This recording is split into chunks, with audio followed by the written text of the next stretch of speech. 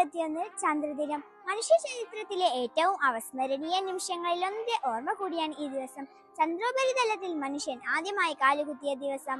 ഭൂമിയുടെ ഏറ്റവും അടുത്ത ആകാശഗോളമാണ് ചന്ദ്രൻ. ഭൂമിയുടെ ഏക ഉപഗ്രഹമായ ചന്ദ്രൻ തന്നെയാണ് മനുഷ്യന്റെ പാദസ്പർശമേറ്റ ഒരേ ഒരു ആകാശഗോളവും. 1969 ജൂലൈ 21 അമേരിക്കൻ ബഹിരാകാശ യാത്രക്കാരായ നീൽ ആംസ്ട്രോങ്ങും എഡ്വിൻ അൾഡ്രിനും ചന്ദ്രനിലെത്തിയത്. ഈഗിൾ എന്ന ബഹിരാകാശ പേടകത്തിലാണ് ഈ അപ്പോളോ 11 ബഹിരാകാശ യാത്രികർ ചന്ദ്രനിൽ കാലുകുത്തിയത്. മൈക്കിൾ കോളിൻസ് ആണ് ഈഗിൾ നിയന്ത്രിച്ചിരുന്നത്. ഒരു മനുഷ്യനെ സംബന്ധിച്ചിടത്തോളം ഇത് ചെറിയ കാൽവെപ്പാണ്. എന്നാൽ മാനവരാശിക്കോ വലിയൊരു കുതിച്ചുചാട്ടവും എന്നാണ് ചരിത്രം പിറന്ന ആ നിമിഷത്തെക്കുറിച്ച് നീൽ ആംസ്ട്രോങ് പറഞ്ഞത്.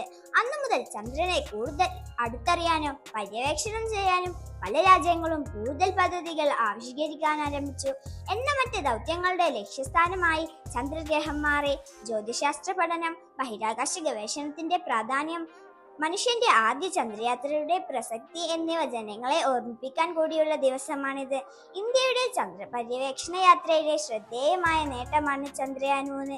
ഇന്ത്യയുടെ സാങ്കേതിക വൈദഗ്ധ്യത്തിലൂടെ ചന്ദ്രന്റെ ദക്ഷിണ ധ്രുവത്തിൽ ഇറങ്ങുന്ന ആദ്യത്തെ ബഹിരാകാശ പേടകമായി ചന്ദ്രയാൻ 3 മാറി. ആകാശത്തെ ആ അത്ഭുതഗോളത്തെ കുറിച്ച് ഇനിയും ഒരുപാട് കാര്യങ്ങൾ നമുക്ക് പഠിക്കാനുണ്ട്. ശാസ്ത്രബോധവും പുതിയ കാര്യങ്ങൾ കണ്ടെത്താനുമുള്ള താല്പര്യവും നമ്മളിലും വളരട്ടെ.